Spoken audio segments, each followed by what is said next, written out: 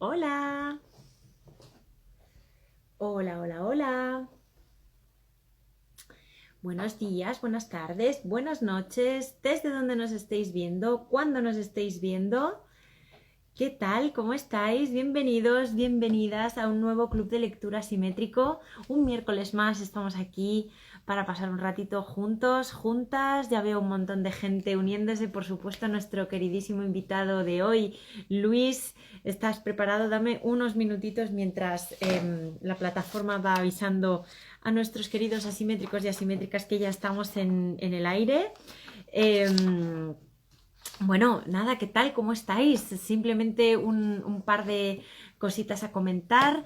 La Feria del Libro se ha terminado. Ha sido una experiencia preciosa, ya lo hemos comentado. Antes, antes en nuestras stories, ayer, estamos agradecidísimos tanto a la Fundación Arquia como a la Casa de la Arquitectura y al Ministerio que han hecho posible esta reunión de editoriales. Se lo agradecemos de corazón y nada, no podemos más que desear que se repita. Gracias a todos los autores y autoras que habéis estado con nosotros firmando o simplemente que os habéis acercado a ver la feria y a estar allí en la caseta. Ha sido, ya os digo, algo muy bonito y que estamos deseando que el año que viene se pueda repetir. Aprovecho también este primer minuto para agradecer a nuestros invitados de la semana pasada. Bueno, la semana pasada no, la anterior, pero la pasada, en fin, mucho lío. Sí, que estuvieron con nosotros hablando del precioso libro de Andrés Perea, Maneras de dimensionar un bosque. Gracias, por supuesto, a Auxi Gálvez, a Izaskun Chinchilla y a Rafael Torrelo, que vinieron, bueno, pues a hablar del libro. La sesión está ya colgada, ya sabéis que tuvimos un pequeño problema técnico, pero ya está montada y colgada para que la podáis disfrutar a la hora que queráis, cuando queráis, ya desde la playa probablemente muchos y muchas tengáis mucha suerte y estéis disfrutando del sol y de las vacaciones.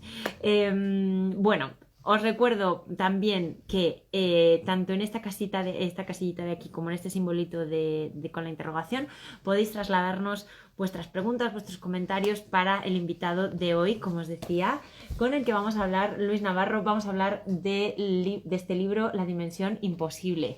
Luis, yo creo que ya te voy a dar paso. Vamos a cruzar los dedos que todo vaya bien y un chivatazo a los asimétricos y asimétricas que nos veis. Si nos veis a los dos, si nos escucháis a los dos, es importante para nosotros saber que todas las cuestiones técnicas están bien.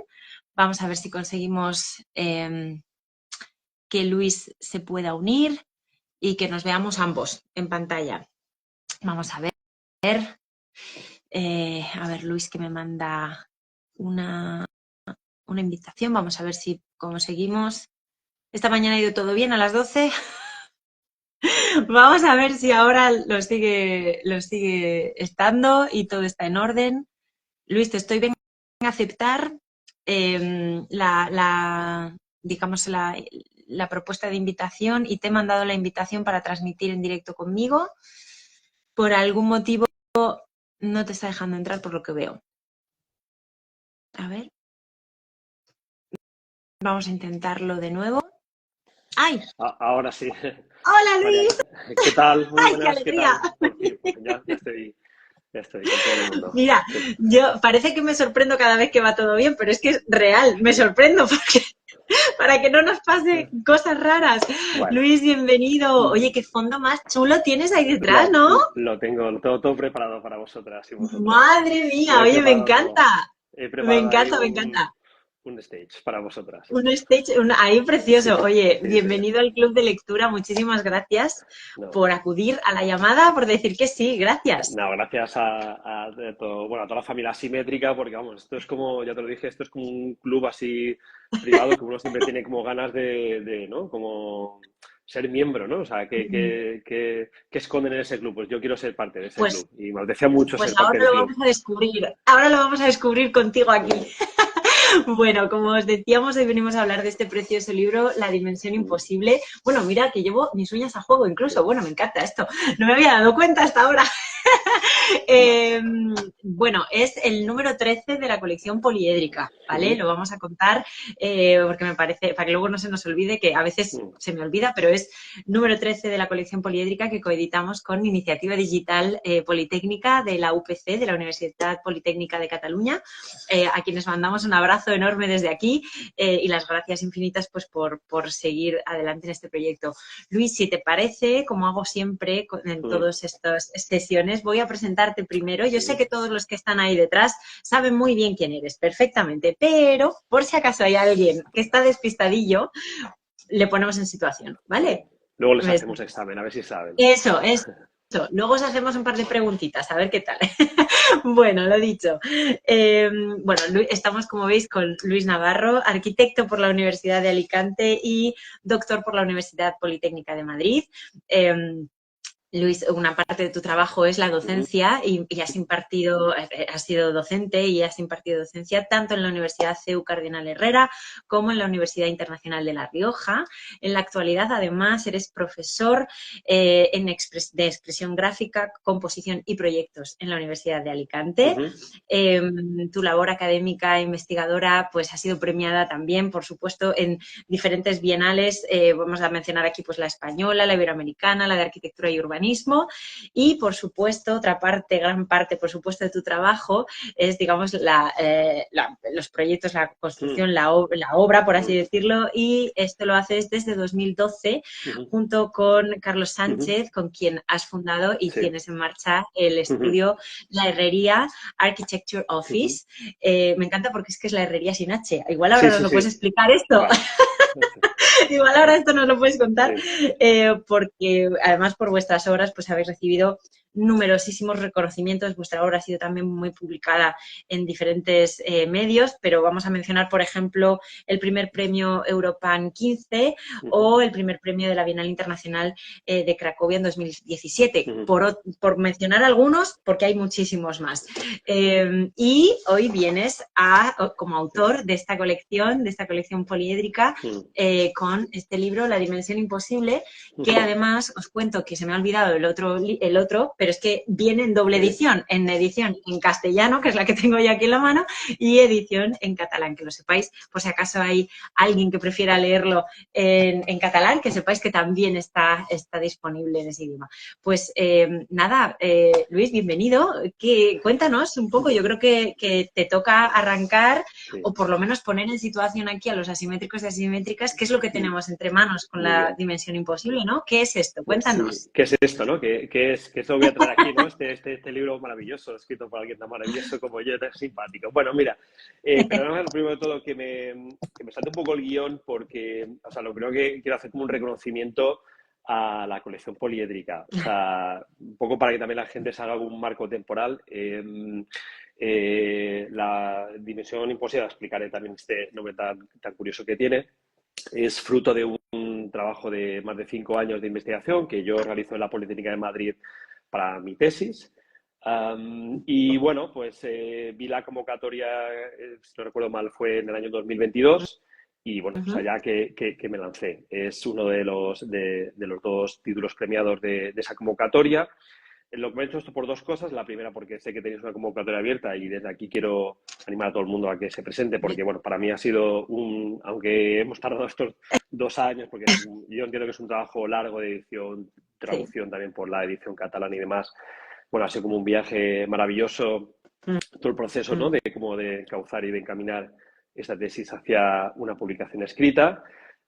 Pero bueno, me parece que la iniciativa, tanto de la mano de Asimétricas como la iniciativa digital politécnica de la UPC, bueno, ha sido como en todo momento exquisita y bueno, o sea, no tengo más que felicitaros y agradeceros como estos 2 años este viaje porque, bueno, como digo, ha costado, pero yo creo que ha valido la pena y vamos, lo tengo aquí Lo hemos como, hecho. lo llevo conmigo, o sea, es como mi hijo y lo llevo a todas partes conmigo, o sea, ya no sé dónde Me, llevarlo, me viene conmigo a encanta, todas partes.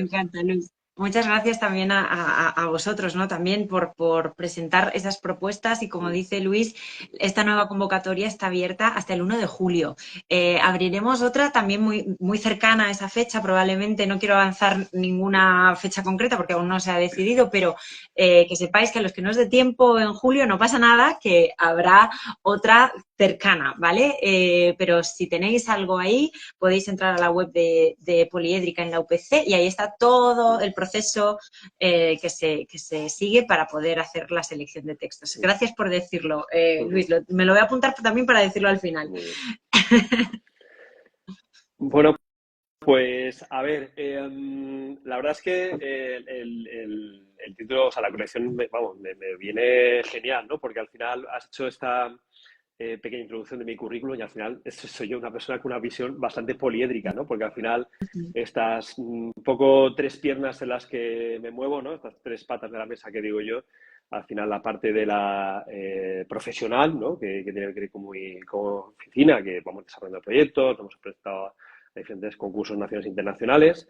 La parte de la docencia en diferentes universidades, concretamente ahora la Universidad de Alicante, y la parte investigadora, ya no solo, lógicamente, derivada de la pata de la docencia, sino también, pues, un poco todo ese proceso que ha ido llevando como desde el inicio de la tesis, otros intereses, ¿no? Me acuerdo que una cosa que te comentan en las reuniones era que cuando vi las pruebas de impresión del libro, lo sentí un poco lejano, pero no por nada, sino porque recuerdo que había sido como una investigación que había sido desarrollada entre los años 2016, 17 hasta el 21, más luego toda la labor de edición, pero como que ya habían pasado 2 años y yo me reconocía no en otros intereses, pero como que esos intereses habían evolucionado, ¿no? Y entonces también me ha dado una alegría el saber que, bueno, que no me había estancado como en este libro, sino que era capaz como de aportar cosas nuevas a una investigación bueno, pues ha culminado en este libro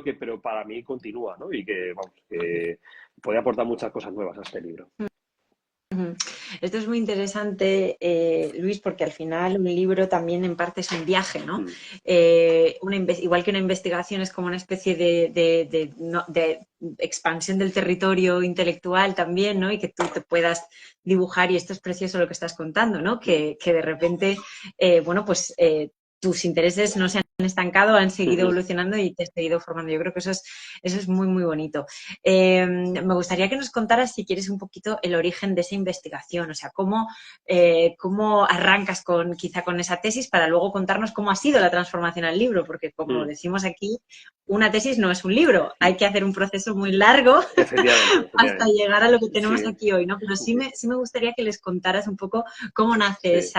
esa investigación. Claro, en este sentido, quiero como tranquilizar a todos los posibles lectores bueno, interesados en adquirir el libro, porque no es una tesis, es lo primero que quería decir. O sea, incluso me acuerdo que te lo he llegado a comentar una vez. Tengo como cierto rubor o cierta reserva a decirle a la gente que es parte de mi tesis, una compilación de algunos textos de mi tesis, porque sé que eso puede generar como un rechazo, ¿no? Sobre todo, bueno, ya no a los arquitectos, pero imagínate ya fuera de arquitectura.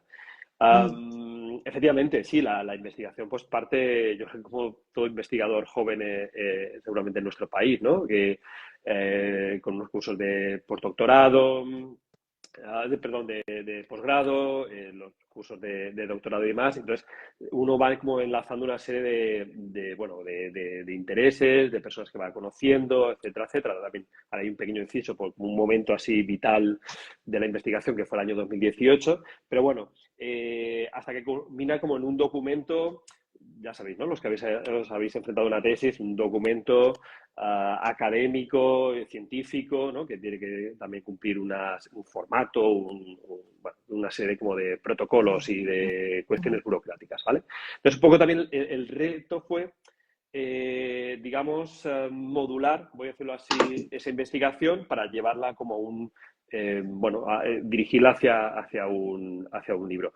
No con esto quiero decir como que se pierde toda la esencia investigadora y académica del libro, pero sí que ha habido como una cierta literatura que me ha ayudado como a construir lo que es la estructura del libro. Es decir, está el cuerpo de la investigación, pero también quiere ser como una lectura mucho más sosegada, mucho más tranquila, pausada y que haya un poquito como también de literatura en todo esto. Otro de un amigo me decía, Alex hace Calverón, si se lo podía llevar a la playa.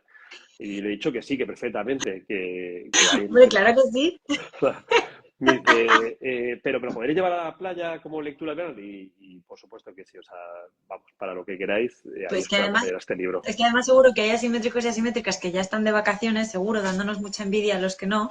Y vamos, yo coincido perfectamente. Este libro te lo puedes llevar a la playa y a donde quieras. Y además es muy interesante esto porque os pasa, nos lo contáis mucho los autores y autoras que os enfrentáis a este proceso, ¿no?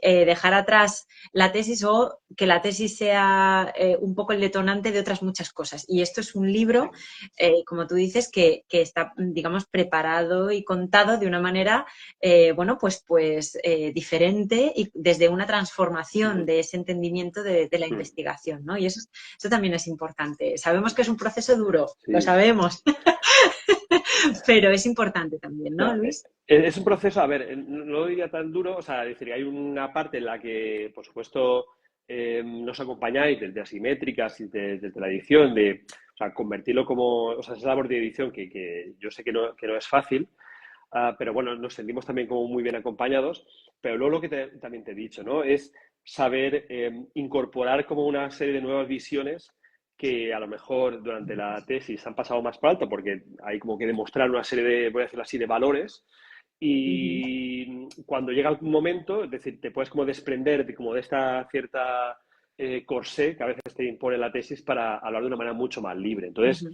joder, pues mira, a mí me aprecia mucho en el libro, o sea, hablar, por ejemplo, como de un momento así vital que yo tengo, que he citado antes, que es como esta cosa del 18 en el que, o sea, estando en Venecia el día de la apertura de la Bienal, como me cruzo en un bote camino de la Senale, me cruzo como a Palasma, como está ahí como con Glenn Murcutt y compañía, y ahí que llego yo, entonces le cuento mi investigación, bueno, total, y eso deriva, en eso puede abrir, entonces eso deriva en una entrevista que yo tengo con él a final de ese verano, en agosto, en su oficina en Helsinki, en el que ponemos como un común un montón de intereses y demás.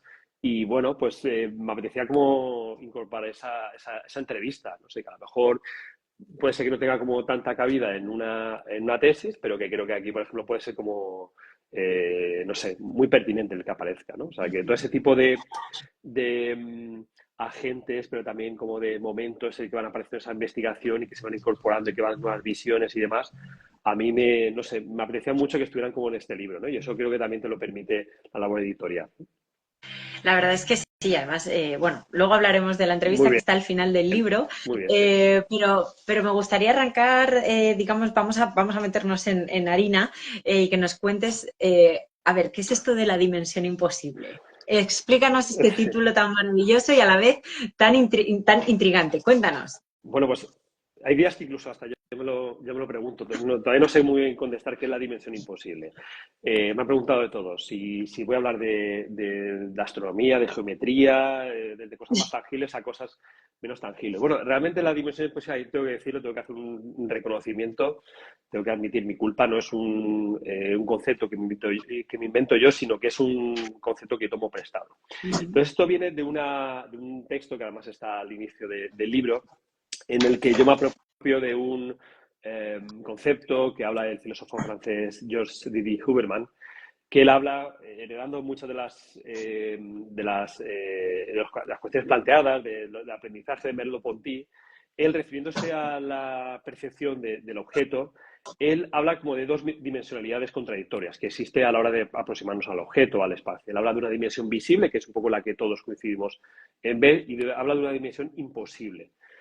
Cuando plantea esta nueva dimensionalidad, que él llama imposible, él dice que es ese aura que tiene el objeto, ese no saber explicar, que le hace que a veces un concepto, un acontecimiento, un objeto, un espacio, un evento, nos parezca imposible de cuantificar, de medir, de modular.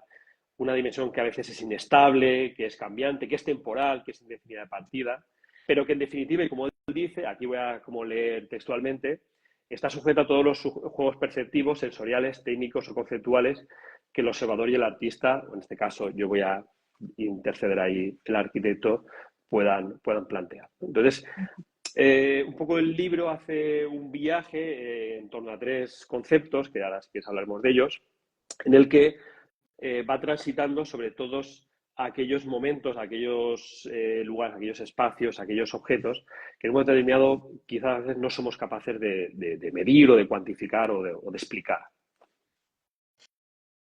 Es que además de Didi Uberman, ¿no? Que acabas de mencionarle con estos dos conceptos, ¿no? De lo visible y lo imposible, también te acompañan Palasma, Sí. que acabas de hablar de él, y te acompañan Merleau-Ponty, ¿no? Digamos que ese es una primera introducción en el libro de la que nos hablas de estos tres autores, esa combinación. ¿Nos puedes hablar un poco de ese pistoletazo que nos das en el libro, de esa combinación de los tres autores? Bueno, pues al final, ahora que estamos también como así en un momento futbolístico, ¿no? Sí, pues yo diría que esta sería como la alineación, ¿no? Titular que sale, ¿no? A ver, al final cuando uno un poco mira sus referentes, aparecen muchísimos autores, ya lo comentamos al final, aparecen muchísimas obras, autores. De hecho, la investigación intenta mantener un campo temporal, ¿no? Que es seguramente la segunda mitad del siglo XX hasta ahora, porque sería como inabarcable el entender como la dimensión imposible a través de la historia. Pero sí que, digamos, como desde 1950 hasta la actualidad, digamos como que hay tres, entre comillas, vamos a decir, tres padrinos como en esta investigación, o tres un poco personajes de los que un poco bebo como de diferentes fuentes. El primero de ellos lo hago de forma cronológica, el primero de ellos es Merleau-Ponty, porque es un filósofo que, aunque, bueno, ahora prácticamente yo creo que es como difícil no leerlo, o sea, puede haber como una especie de nuevo interés sobre Merleau-Ponty y todos sus planteamientos y demás. Es cierto que durante muchos años ha sido como un personaje casi de esta filosofía un poco B, ¿no? Y como que no ha estado como muy, no ha sido como muy conocido, pero bueno, él ya prácticamente en los años 50 hablaba o describió una realidad intermedia, un terreno en el que es posible reunir las cosas de forma universal, que hay un continuum de tiempo, luz, materiales, detalles, que crease todo, que no somos capaces de discernir de una manera individual, pero que ese todo al final es como compone la materia de lo que percibimos y de lo que experimentamos como sujetos.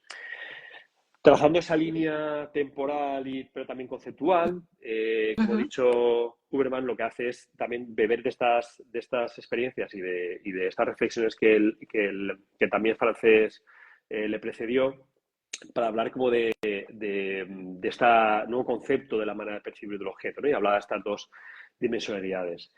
Y el más contemporáneo de todos, pero bueno, no por ello yo creo también que hay que reivindicar, porque también en los últimos años creo que también es una figura que es casi imposible no entender la crítica arquitectónica, ¿no? Yo creo que como desde este año 2008 en el que, bueno, pega muy fuerte con el libro ¿no? que crea como un boom, ¿no? El libro de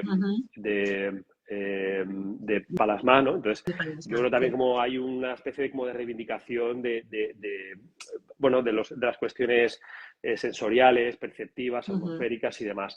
De hecho, si me dijeras un poco cuál es el aprendizaje que yo hice un poco de él, ¿no? Y es como, o sea, vamos a decirlo así, cómo enfrentarnos como a la arquitectura un poco desde la visión que yo aprendí de él es, yo creo como con esta atención que él dice, no como utilizando solo la mirada, la visión, etcétera, etcétera, sino esta atención desenfocada sobre los lugares, sobre la arquitectura, esta atención polifónica de todos los sentidos, a la manera de percibir las cosas, ¿no? Entonces, a mí me parecía como muy interesante en ese sentido, ¿no? Porque de alguna manera culminaba este aprendizaje que yo había hecho leyendo como los primeros libros de Merleau-Ponty. Entonces, al final, digamos que estableció una especie de línea argumental entre ellos para, bueno, de ahí extraer como todo un campo de intereses que me fue un poco nutriendo la tesis, y en este caso el libro.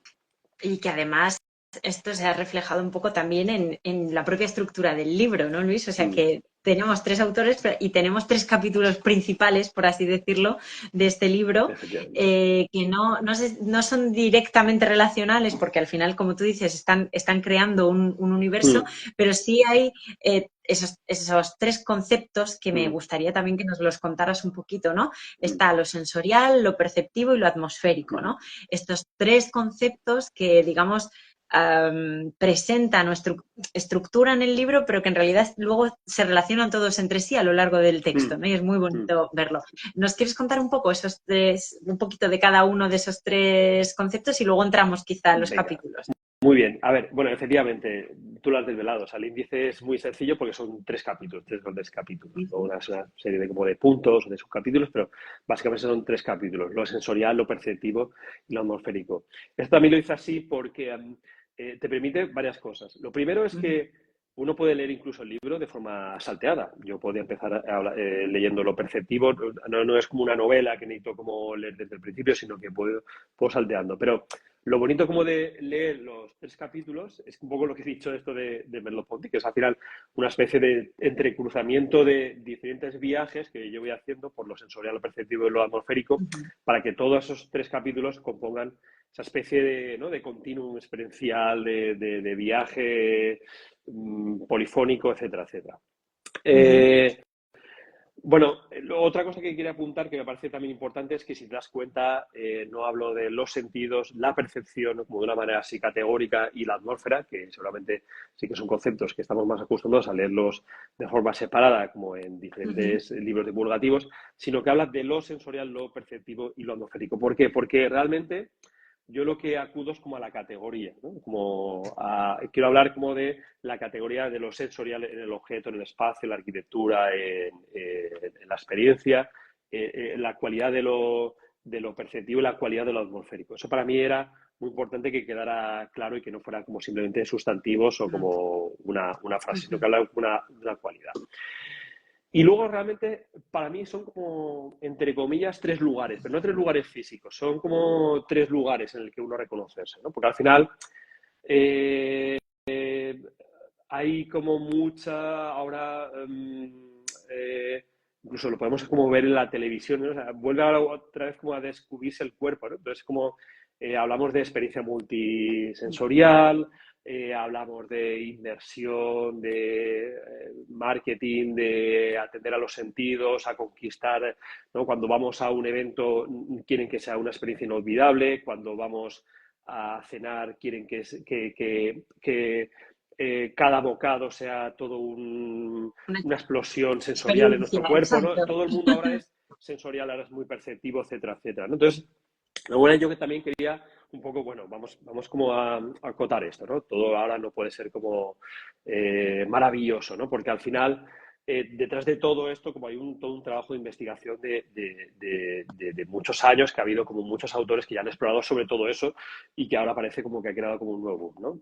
Al final, lo sensorial lo que quiere trabajar, sobre lo que quiere como referirse es sobre todas esas experiencias que en estos años ha habido como han trabajado con el sujeto, con el individuo, y han trabajado con sus sentidos para poner al servicio como de los individuos nuevos o sea, nuevas y diversas realidades, a nuevas experiencias, nuevas maneras de enfrentarse al objeto, ¿no? Yo creo que también lo que ha habido también como de esta segunda mitad del siglo XX hasta ahora es que por primera vez ha habido como una especie de que el sujeto no es algo que es contemplativo y que es un simple observador de la realidad, sino que es partícipe, y sobre él orbita toda la experiencia y orbita todo el sentido, ¿no?, de lo sensorial.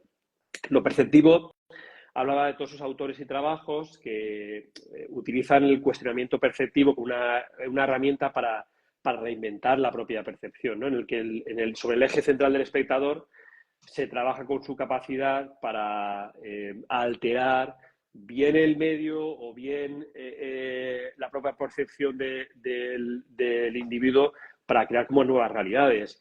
Se trabaja sobre cuestiones que alteran, que privan la percepción, pero también que exploran como nuevas sensorialidades, que exploran como nuevas experiencias, que exploran como una manera también de acercarse como al espacio vivido y al espacio construido de una manera también como un poco que reivindica una manera de percibirla de forma nueva, ¿no? Y que también es un poco lo que reivindica sobre esta nueva arquitectura. Y luego creo que lo atmosférico, que seguramente sea el campo quizás en la actualidad más trabajado y más estudiado, porque luego ya lo comentaremos, o sea, esto no es voy a hacerlo así como una investigación autónoma, independiente, sino que intenta como también establecer hilos con personajes o con autores, iba a decir locales, bueno, españoles de nuestro país, que ya están durante años trabajando sobre esto y que ya han estado como trabajando durante todos estos años como con la atmósfera, pero que de alguna manera también reivindican el medio, ¿no? La atmósfera, lo que nos envuelve, como algo que durante muchos años no hemos entendido como algo que era partícipe de la arquitectura y que cada vez hay más autores que están trabajando sobre ello. Para un ejemplo, desde Philip Ram, que reivindica como este nuevo concepto de la arquitectura en el que la arquitectura ya no viene delimitada por un espacio tridimensional que está configurado por forjados muros y suelos, sino por la envolvente que lo construye, hasta otros autores como más quizás metafóricos, conceptuales y demás, que yo creo un poco todos los que nos imaginamos, como Zumthor, Hall y demás, que hablan como de las cualidades emocionales, las pequeñas sutilidades que podemos, o sea, que no, o sea, que la arquitectura puede estar contenida para generar como una nueva sensorialidad en el autor, en este caso en el espectador. En el espectador. Claro, y todas estas cuestiones, obviamente, las vas desarrollando en cada capítulo, que es muy bonito. Yo creo que nos podemos meter quizá un poquito en cada uno de ellos, tenemos Sí. todavía tiempo. Y vamos a empezar, si te parece, en orden, porque Mm, luego al final del libro hay tres cositas, mm. ¿no? Esta cuestión de la entrevista con Badasman, las de obras. Vamos a ver si Mm. llegamos hasta ahí, pero sí me Venga. gustaría entrar en esos tres capítulos, ¿no? Vamos a empezar por el primero. Como tú dices, podríamos empezar por el último, por el atmosférico, pero por hacerlo en orden del libro, Sí. si te parece, vamos a empezar por lo sensorial, ¿no? Esa cuestión de la experiencia de la arquitectura, hablas también un poco, no quiero plantearte todos los temas a la vez, Sí, pero sí. vamos un poco por ahí.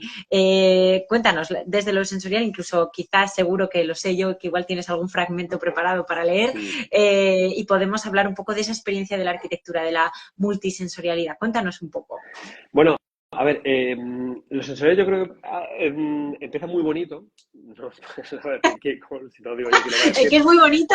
No, es muy bonito, pero los sensores empieza muy bonito porque hace un pequeño viaje, ¿no? Creo que casi también de una forma un poco cronológica, porque empieza con un autor como es Wright, que yo creo que Frank Lloyd Wright, que lo conocemos todos porque lo hemos estudiado, pero bueno, pone el acento, más que es un trabajo, en la escuela que él funda en Arizona, al oeste de Estados Unidos, que es Taliesin West. Y entonces, toda esta escuela, que de hecho hoy todavía está en activo, basaba su filosofía en este concepto del aprender haciendo, ¿no? Del to learn by doing, que era como entender que el aprendizaje de la arquitectura no tanto no se realizaba tanto como por la lectura de textos o las clases magistrales, sino por aprender a hacer con las manos, es decir, la experiencia corporizada que uno realizaba cuando no lo decía, sino que lo hacía con sus propias manos. Hay otro autor, si no es muy lejos, de Estados Unidos, que era Richard Neutra, que también por esos años, en 1954, hace un libro bastante revolucionario para la época, porque venimos de los años de posguerra, que Neutra, pues efectivamente, yo creo que es como un autor, seguramente como por muchos denostados y que por los otros creo que lo que un poco nos ha llegado ha sido sus casas, pero que con este libro, que de repente quizás ha vuelto en los últimos años también al candelero, él hablaba como de incorporar las investigaciones corporales y fisiológicas a los diseños de los Uh -huh. arquitectos. Él decía como que todo diseño de arquitectura tenía que tener detrás una investigación neurofisiológica de cómo se iba a experimentar esos espacios, de cómo afectaba un espacio bien o mal diseñado a la reacción sobre nuestro cuerpo, etcétera, etcétera. Entonces, bueno, que de repente como en mitad del siglo XX haya una serie de autores que ya estén como apostando por esto de la experiencia multisensorial, corporizada, etcétera, etcétera, pues bueno, uno ya le pone como un poco sobre la pista de una serie de autores bueno, que en ese momento creo que o sea, no sé, creo que cuando estamos además como en los momentos ahí duros, ¿no? De los CIAM, de los congresos de arquitectura moderna, ¿no? Y entonces se hablaba como de estandarizar la arquitectura, del estilo internacional, del reconstruir el mundo después, es decir, que tuviera como esa sensibilidad para investigar sobre cuestiones que tenían que ver con cómo percibimos el espacio, me parece que creo que era como digno de mencionar en una investigación de este tipo. Ujú.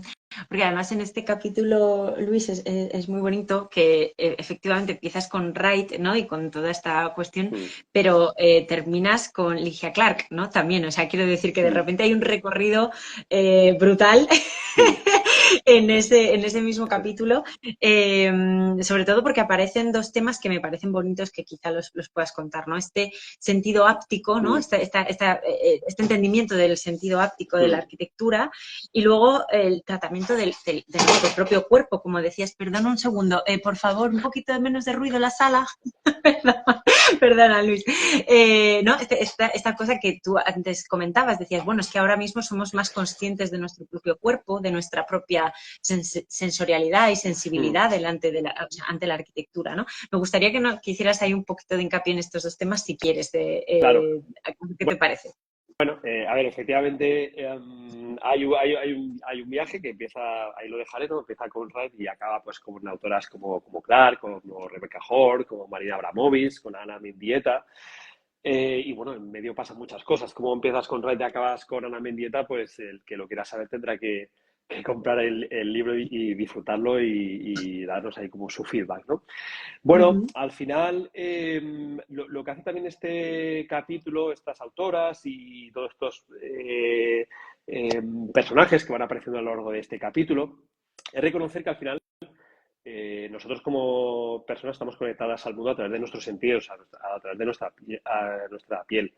Y solo a través como de esta especie de compresión holística, de la tactilidad y de todas las diversas modalidades sensoriales que muchas veces se producen de forma sinestésica y muchas incluso se producen de forma inconsciente, esto es como un poco yo creo que el reto que presenta como en la actualidad la arquitectura. Al final también yo lo que quería era un poco presentar una serie de casos de estudio, de trabajos que estaban dirigidos al cuerpo y sobre todo a nuestra interfaz áptica. Hay que aclarar que cuando hablamos de interfaz áptica, parece que al final, porque creo que también nos pasa en nuestro día a día, ¿no? Que al final cuando hablamos de los sentidos, pero en el fondo que hablamos como de la piel, del tacto, ¿no? Y parece que está como todo dirigido al tacto, ¿no? Y al final lo que nos estamos dando cuenta es que nuestros sentidos trabajan de una manera sinestésica y que estamos como percibiendo constantemente a la vez por los ojos, por el tacto, por los olores, etcétera, etcétera. Hay un caso de estudio que es como muy, muy bonito. A mí me apetecía como mucho contarlo aquí en Asimétricas. Está en el libro mejor desarrollado. Lo paso aquí muy por encima y el que quiera desarrollarlo tendrá que comprar el libro. Es la condición que pongo. Que es esta obra de León Ferrari, la de Unión Libre. Es una historia muy bonita porque León Ferrari, que es como un artista no muy conocido, un artista plástico argentino, lo que hace como en 2004 es coger una fotografía de su padre, que hacía como fotografías como, bueno, de contenido religioso y demás.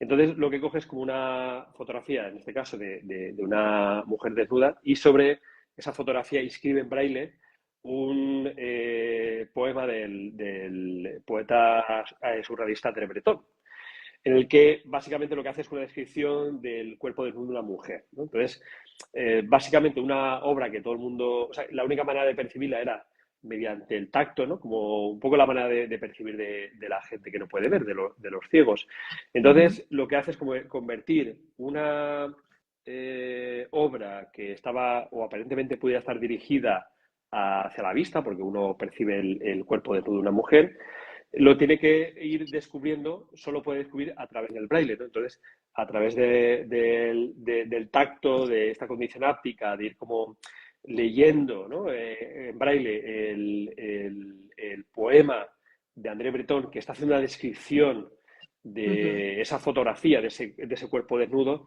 es cuando uno es capaz de percibir toda la obra. Es decir, que necesitamos el acercarnos al objeto, a la obra y tocarla, leerla, interpretarla, ¿no? Concibirla para poder Mm, entender, ¿no? Toda la complejidad de la obra que tenemos detrás. O sea, eso me parece que es ujú. como no sé, un ejemplo como paradigmático, no muy conocido, pero que me parecía no sé, como una manera genial, ¿no? Como un poco de ilustrar Sí. qué quiero decir con esto de lo sensorial, ¿no? En este capítulo. Ujú, ujú.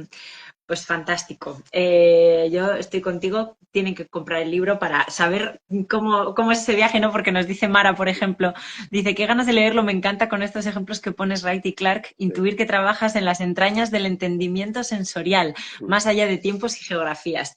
Pues nada, ahí dejamos esa pildorita Muy bien. para quienes os apetezca, ya sabéis dónde está.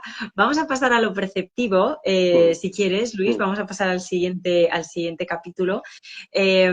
Aquí este capítulo la verdad es que me fascina, ¿no? Tiene tres mm, subcapítulos a la vez, ¿no? Percepción activa, el nuevo paradigma perceptivo y los nuevos modelos perceptivos, pero hay un concepto que planteas como muy rápido también en este capítulo, que es este tema de la neurociencia de la arquitectura. mm. Esto a mí me parece muy interesante, yo creo que además creo que tenemos por ahí a Ana Monviedro dando Sí. vueltas por ahí, o sea que también desde aquí un abrazo enorme y me gustaría un poco que nos contaras esta cuestión, este tema, que me parece Mm. muy, muy bonito, muy sensible.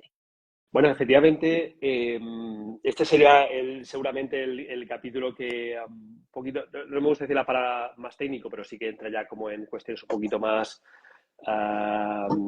trascendentales, por decirlo así, ¿no? Que ya empieza como a descender a las profundidades del cerebro, ¿no? Del cuerpo, ya se mete dentro de nuestro cerebro para entender cómo Uh -huh, funciona un poco nuestras redes neuronales y demás, ¿no? uh -huh, Efectivamente, más que entrar como en lo que digo en el libro, voy un poco a hacer una especie como de análisis un poco de pertinencia, ¿no? También un poco, porque me gusta como también un poco contextualizar el libro como investigaciones que se están produciendo ahora mismo, ¿no? O sea, en la uh -huh, actualidad.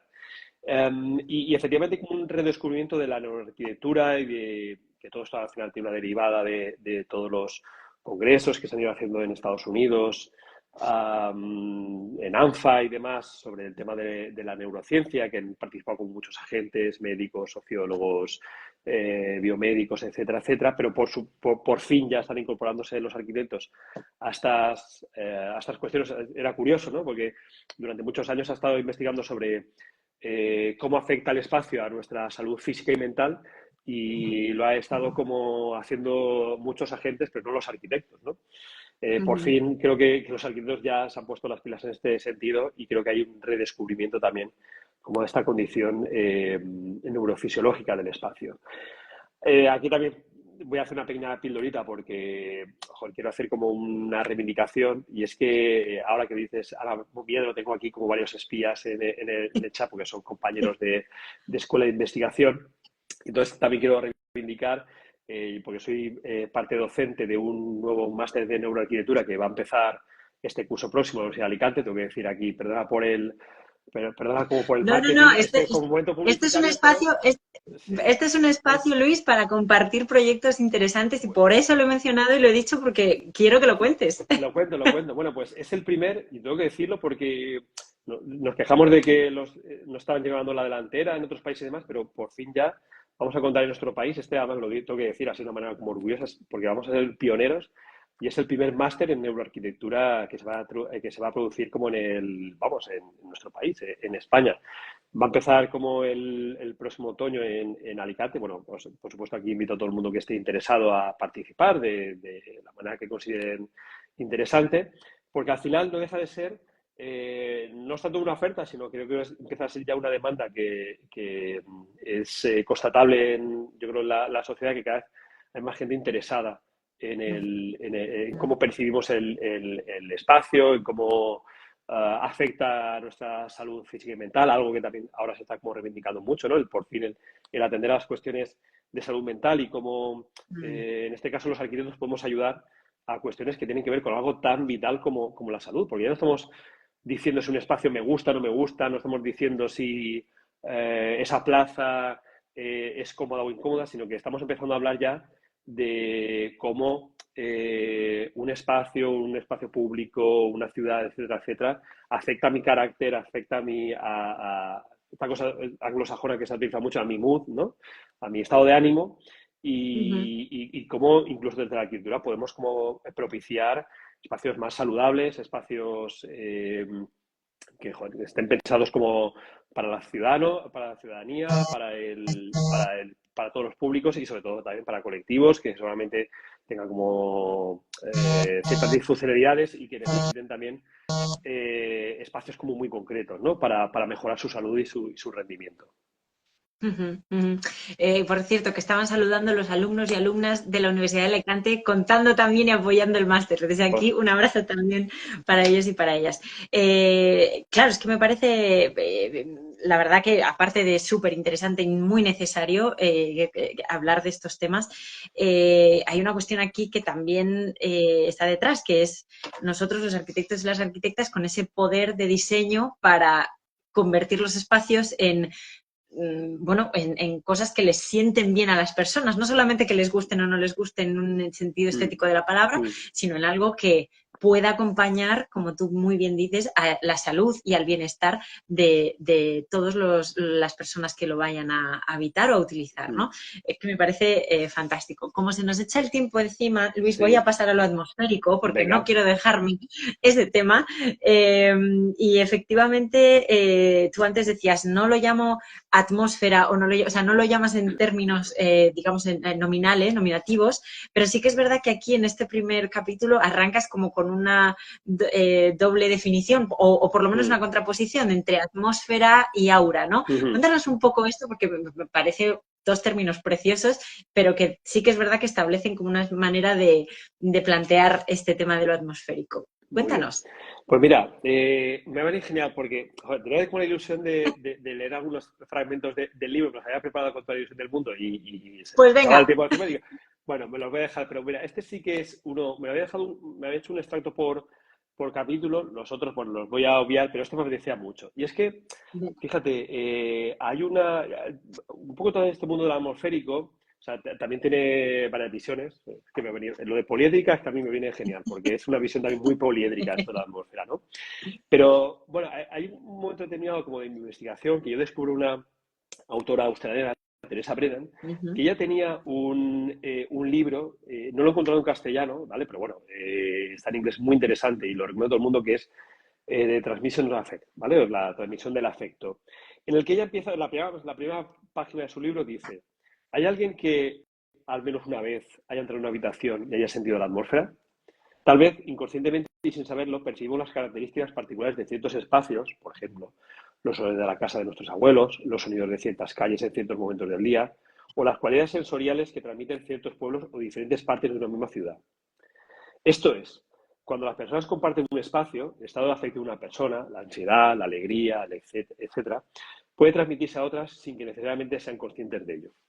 Bueno, esta autora es filósofa, no lo hacía desde un punto de vista médico ni neurobiológico, cuando ya empieza a demostrarse que hay como ciertos componentes, como en un ambiente, en un medio, en una atmósfera, que está demostrado que se pueden, digamos, voy a decirlo así para que nos entendamos, contaminar, ¿no? Ujú.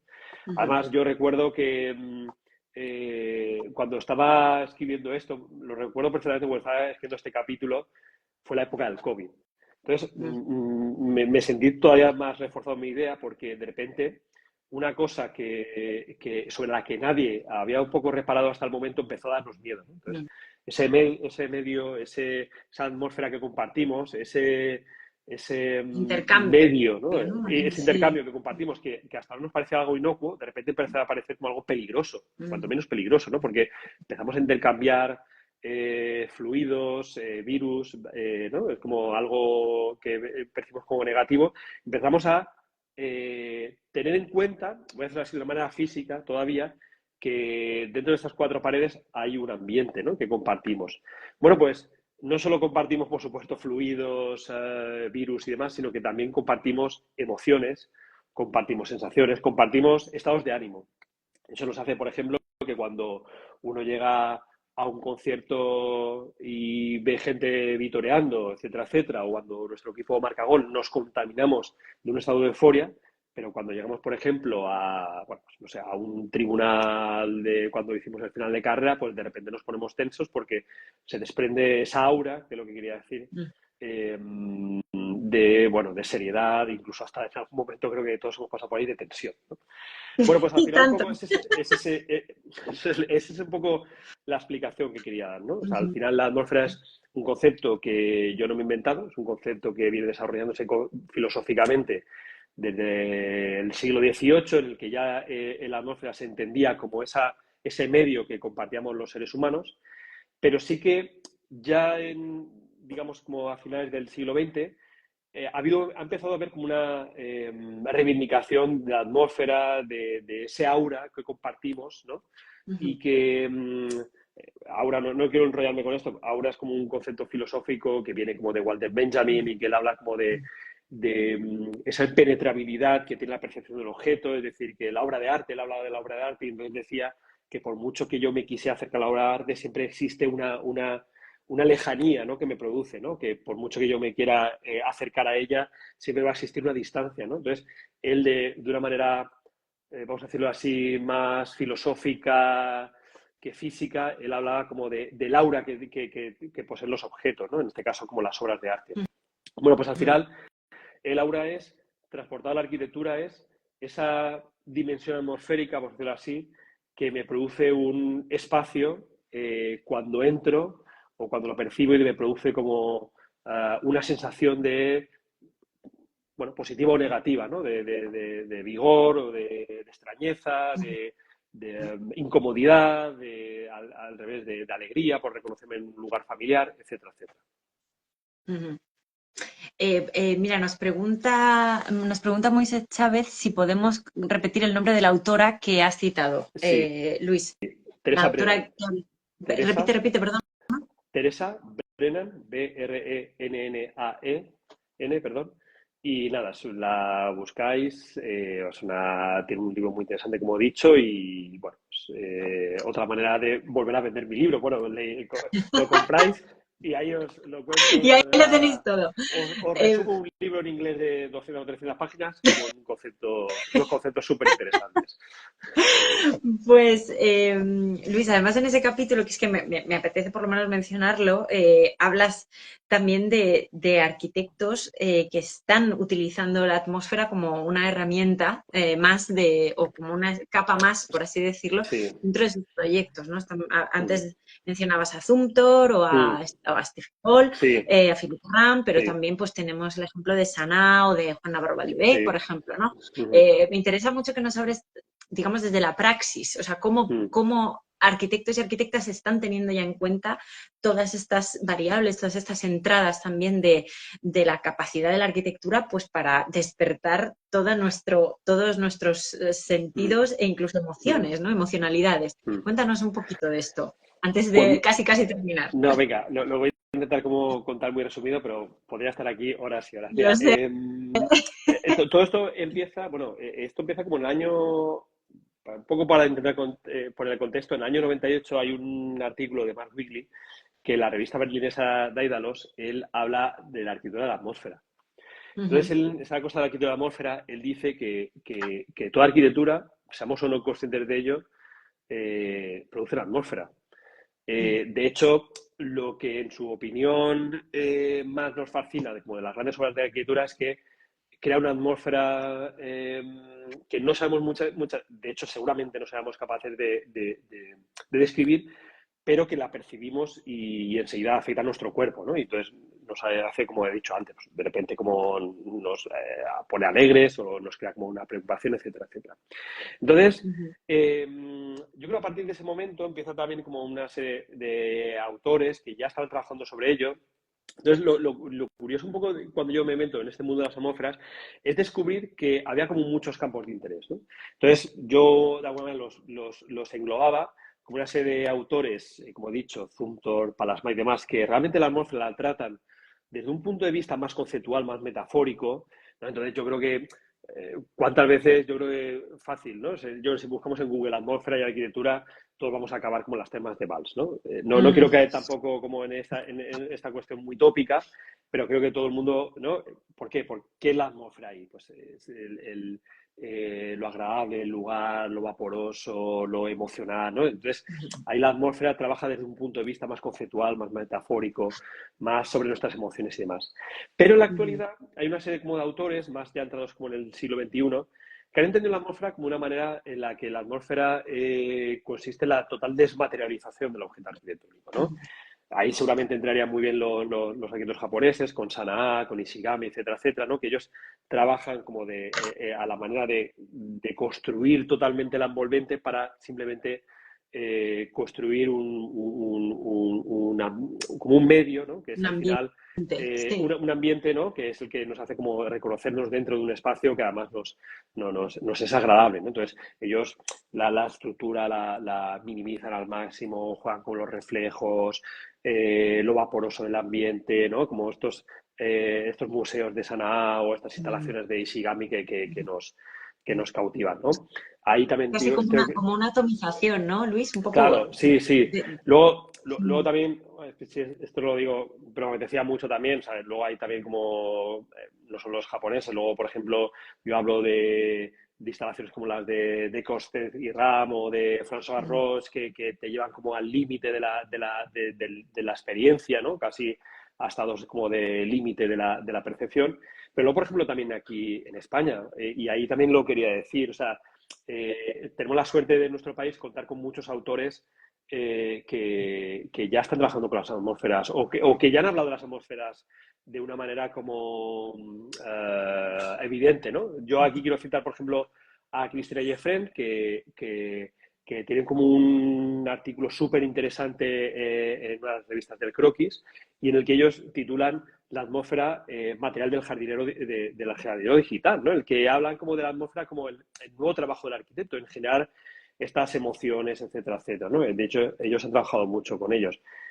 No quiero terminar sin hablar de gente en España que ya está trabajando con el mundo de las atmósferas. Me parece que es súper emocionante y súper didáctico el libro de Juan Elvira sobre arquitectura fantasma, los textos que hace y los libros que publica Eduardo Prieto, María Auxiliadora Gálvez también desde el punto de la reivindicación del cuerpo, pero también de esas atmósferas.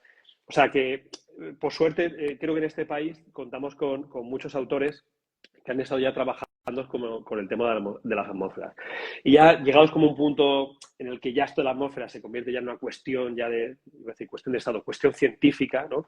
Es como he dicho el caso de Ram, ¿no? En el que él ya lleva como la cuestión en la que no le importa ya las atmósferas como una cuestión geométrica, dimensional, sino que para él ya hay una especie de renuncia explícita a construir la tectónica de la arquitectura en la que le da absolutamente igual ya la estructura, la envolvente, y lo que dice es que los arquitectos lo que tenemos que hacer es diseñar simplemente el medio en el que vivimos, ¿no? De una manera como totalmente fisiológica. Y es muy curioso también el trabajo de Philip Rand también de cara a los sentimientos. De hecho, tenemos nosotros un libro publicado que, de hecho, está el club de lectura, por cierto, ahora que lo pienso, está aquí en nuestro canal, o sea que lo podéis ver con él. Precisamente vino a explicarnos ese libro de meteorología de los sentimientos, ¿no? Toda esta cuestión de cómo vivimos, pero también desde dentro, qué es lo que emanamos, cómo transformamos también nuestro propio entorno desde nuestro sentir, ¿no? Eso también es precioso. Luis, ya hemos pasado el tiempo, pero vamos a comentar por lo menos los temas que están al final del libro que me parecen también Sí. muy interesantes. Hay un último texto que quizá nos explicas así brevemente de esta cuestión de la otra dimensionalidad, ¿no? En busca de la otra dimensionalidad, que parece como una especie de prospección de futuro, ¿no? O de sentido de actualidad ¿no? y hacia adelante. Cuéntanos un pelín de este texto, porfa, antes de irnos. Bueno, pues mira, al final, después de la entrevista y demás, yo cierro como una reivindicación, ¿no? Que hacía yo, ¿no? Después un poco de la lectura esta, no la quiero como leer para que así tal vez lo descubran no quiero hacer spoiler para que nuestros lectores lleguen hasta ella. Pero bueno, al final quiero hacer esta reivindicación, ¿no? Bueno, y después de este viaje, ¿realmente existe la dimensión imposible? Y entonces volví a cerrar, y aquí vuelvo a leer un pequeñito extracto, en el que cierro con Didi Huberman otra vez, empiezo con él y termino con él. Y entonces, cuando vuelve esta idea de lo imposible, yo me pregunto, Bueno, existe la idea de lo imposible, existe una dimensión imposible, y quizás es una situación mucho más densa, pero también es más difícil de concretar, convive con lo visible, pero también con esa dificultad imposible de aprender o definir. Quizás esta nueva situación, aunque está ahí, aunque a veces no somos capaces de percibirla, aunque no somos conscientes de que la estamos percibiendo, sea mucho más compleja de entender. Quizás no todos estamos preparados para entenderla. Ujú, También es más densa y más difícil de concretar y de definir. A lo mejor es que no somos capaces de definir, no pasa nada. No es ujú. algo que sea necesario.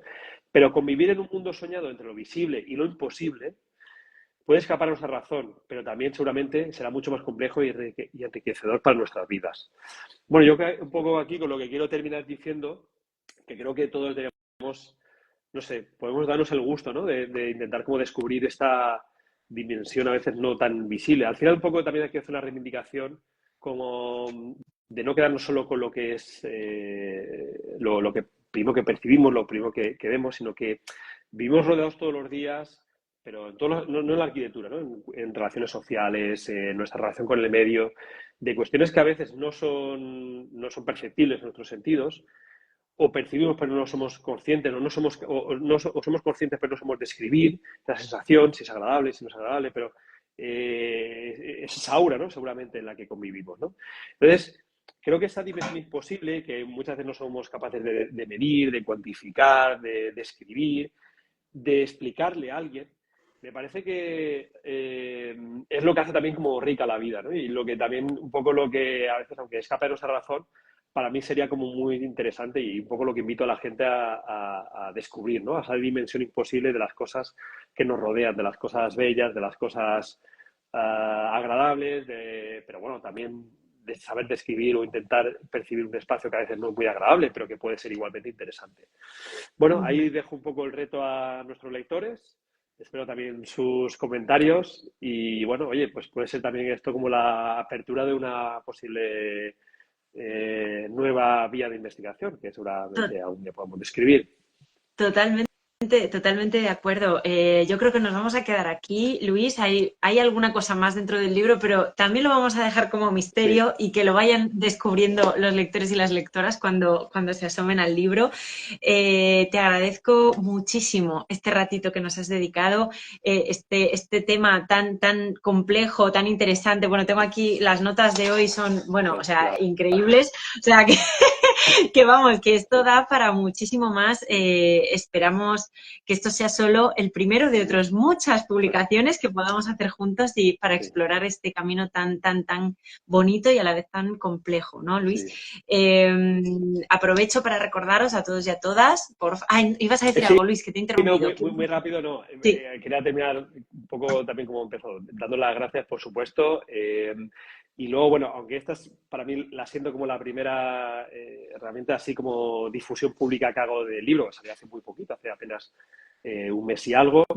Es digamos, la presentación digital, pero el que quiera venir hay una presentación física, que es el próximo jueves 27 a las 7 de la tarde en el Colegio Territorial de Arquitectos de Alicante.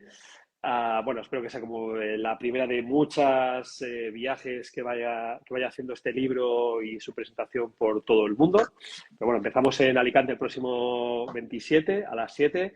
Va a Ujú. ser muy bonita porque hay una presentación muy chula. Tenemos unos ponentes que van a venir a presentar el libro son geniales. Desde aquí quiero agradecerle que hayan aceptado la invitación. Va a haber firma de libros, va a haber un vino, va a haber un cóctel. Es que no sé ya cómo hacerlo Qué para que suerte. vengáis.